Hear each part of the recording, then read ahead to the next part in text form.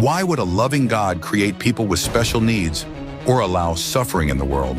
Frank Turek's answer powerfully reframes the problem of suffering, especially regarding those born with special needs, by rooting it in biblical truth and the redemptive power of hardship. Why does God create people with special needs, low functioning Down syndrome or autism, etc., so forth, if they are supposed to have a purpose to worship, work, and live for His glory, and they can't do that in the way that other people can?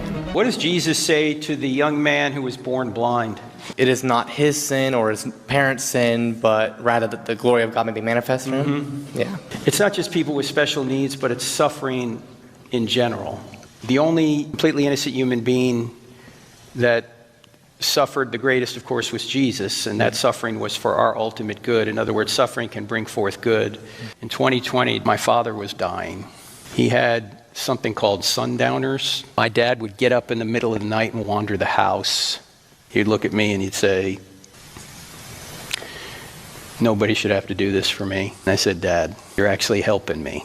If life was just all about me and what I wanted, I'm not going to become more like Jesus."